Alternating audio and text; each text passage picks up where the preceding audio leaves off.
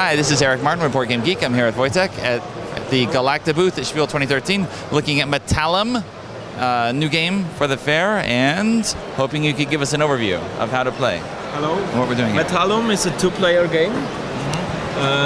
It's set in a space, and actually people are still back on the Earth. So you're a pilot sitting back in your control room, and you're sending an order for your ship that is flying through the newly discovered system, and you're deploying those mining robots that you can see over here. They will mine minerals for you, and minerals directly translate into money. We have dials like this. The most money at the end of the game wins.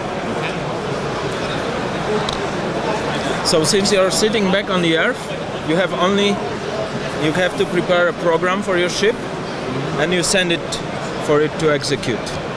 So I could create a program like this. For example, I could choose this one to move my ship to the next planet, like this. Then I can add this one that will allow me to deploy a robot, like this one. Then I might add this one that allow me to either move or deploy a robot.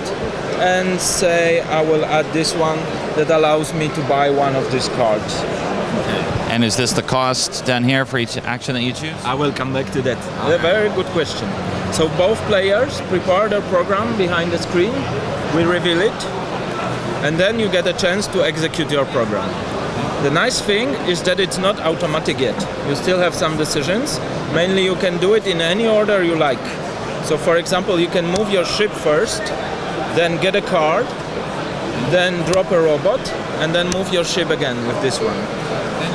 So as you can see, even when your program is ready, you still have some options on how to do it. What is very interesting, at least according to me, is that you have these very powerful versions of some programs. Like for example, this one allows you to drop 3 robots, which is much better than just one, right? But as you can see, there is no connection here. So if I try to attach anything to it, it won't fit. So I get a more powerful action here, but I won't be able to use all 4 of them. So there is a trade-off. Once you use your program, the tiles are inactive for now, and you have other tiles to create the next program. So you have to do a little bit of planning in advance, because if you use very strong things now, the later programs will be weaker. Then you create another program, it's again inactive. You create the third program, and after 3 rounds, you get all your tiles back. The game takes 9 rounds, so you will use your program 3 times, and now we'll come back to those numbers.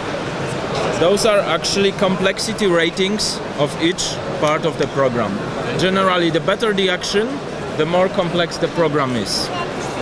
After both players reveal their program, we compare the complexity. So for example, I have 4 now.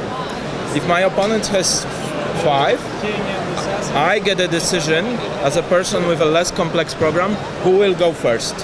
Sometimes it's better to go first. You get a first choice of some cards or so on. Sometimes it's better to let your opponent go, because then you will see what he will do, and then you can react. Additionally, next to your program, you can also activate various planets. We have 9 planets in the box. You use 7 for one game, so there is some variety. And each planet has a special ability. For example, this one allows you to add 1 robot on any planet. So I could drop it here, for example. There are also planets that introduce more interaction into the game. Like for example, this one allows you to hack opponent robot, which basically allows you to replace his with your own. So the game lasts around an hour. I would say it's a medium complexity game.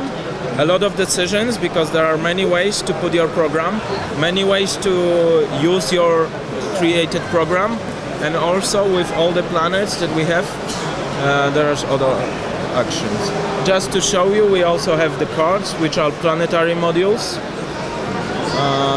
You can buy them, invest your money into them, and hopefully they will pay you back. You start with planetary models that they upgrade a planet for you, basically.